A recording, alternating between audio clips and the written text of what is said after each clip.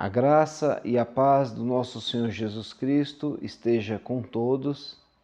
Bom, hoje é o nosso 73º dia da nossa leitura anual da Bíblia. E eu gostaria de fazer um rápido comentário a respeito dos capítulos 4 e 5 de Juízes.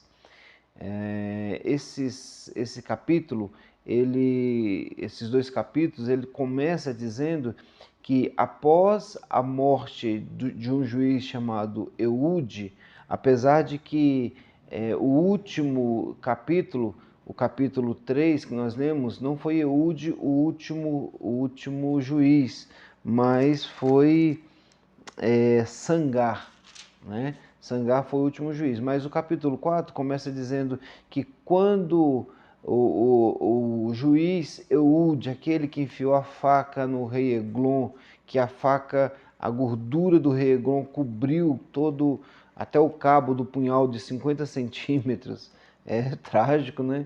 Então, depois que esse juiz ele morre, o povo volta a pecar. E aí, um rei dos cananeus, chamado Jabim, ele conquista Israel novamente e coloca Israel debaixo de um julgamento pesado durante 20 anos. Foram 20 anos de sofrimento.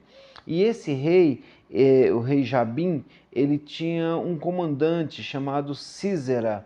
Não é Cícera, é Císera. É que eu já vi algumas pessoas falando Cícera, né? Esse Císera, ele tinha debaixo do comando dele a maior tecnologia que poderia haver naquele tempo, carros de ferro.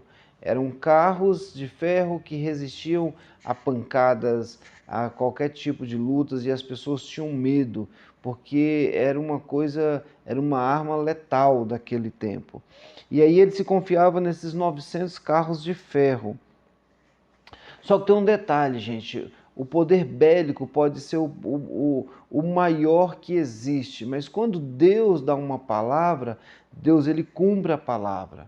A palavra ela vai ser cumprida, mesmo que eu não queira ou que você não queira, Deus ele vai levantar alguém que vai ser honrado em ser usado por ele para que cumpra aquilo que ele disse.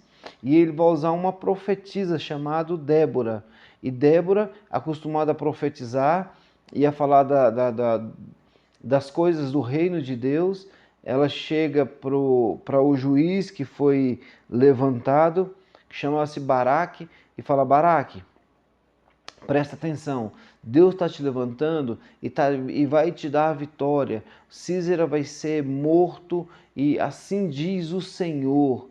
Você vai ser vitorioso e você vai guerrear e você vai vencer a luta. E aí Baraque fala assim: eu não tenho condição nenhuma de vencer. E aliás, eu só vou. Sabe aquele menino criado com vó? Dizem, né, que menino criado com vó ele é manhoso. E Baraque falou assim: olha, Débora, eu só vou se você for, porque você é a referência aqui de todo mundo.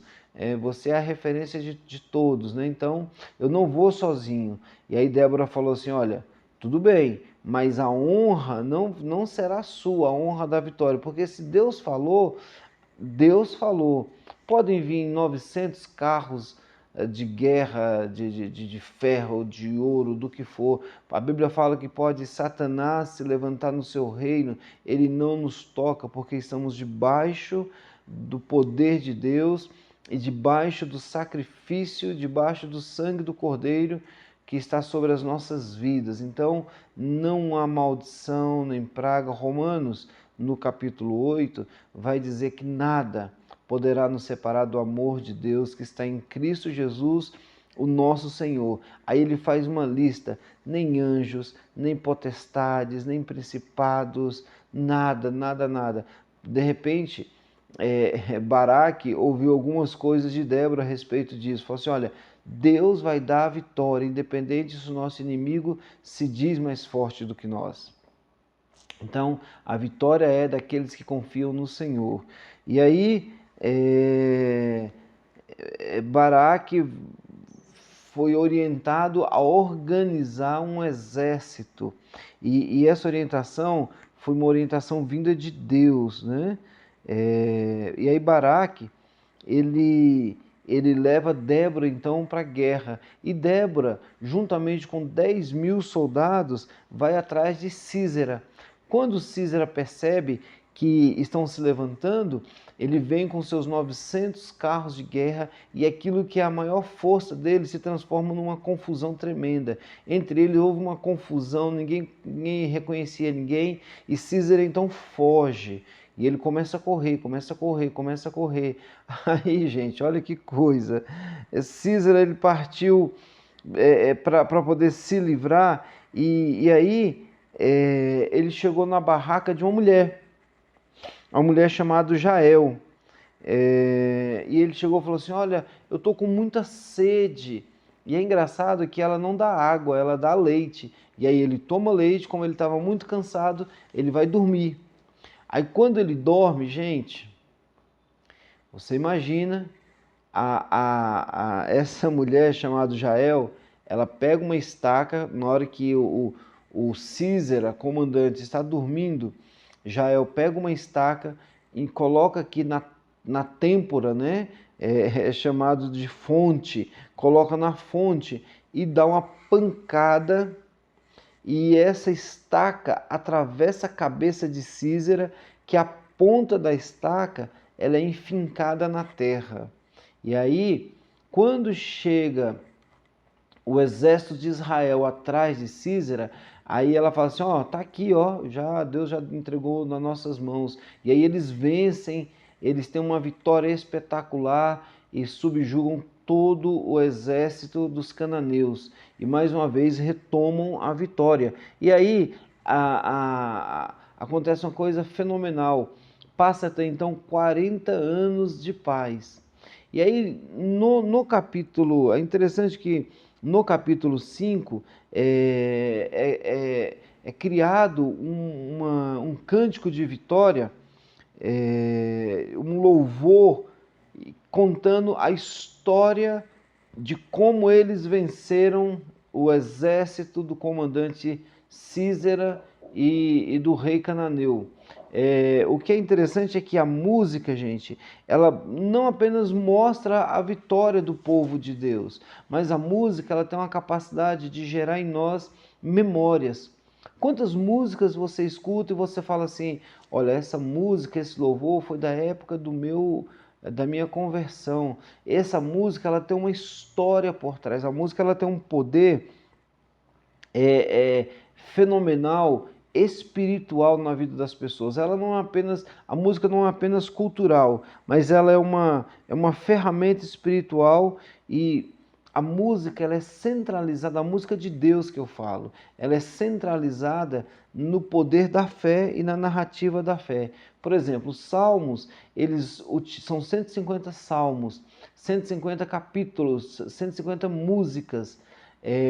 Os salmos, eles expressam todo tipo de emoção, desde uma grande alegria até a maior frustração, ela é expressada através da música. Então, é por isso que a palavra fala assim, que a orientação é falai-vos entre vós com salmos, hinos e cânticos espirituais, né? Falando entre vós com salmos, hinos e cânticos espirituais, porque a música, da mesma forma que contou a história da vitória aqui, nas nossas vidas hoje, a música ela traz um sentimento de paz, um sentimento de vitória, ou ela traz depressão, dependendo da música que você escuta, ou ela traz euforia, ela traz vários sentimentos. Então, tome muito cuidado com aquilo que você está escutando. Tome muito cuidado com as músicas que são chamadas aí de sofrência, de depressivas, músicas que trazem tristeza profunda. Deixa isso para lá. Cante músicas que fale sobre a sua fé em Cristo Jesus. E fale entre nós com salmos, hinos e cânticos espirituais. Não é? Esse é o que eu percebi nesses dois capítulos. Amanhã a gente vai ver uma grande história de Gideão, um homem covarde que se transforma em um excelente juiz estratégico e que trouxe vitória novamente para o povo de Israel. A gente está assim, ó, como uma montanha russa. Em cima, aí o povo peca, aí vem o juiz, aí daqui a pouco o povo peca de novo, como uma montanha russa, tá bom? E assim vai até o final de Juízes. Que Deus te abençoe e tenha uma excelente leitura.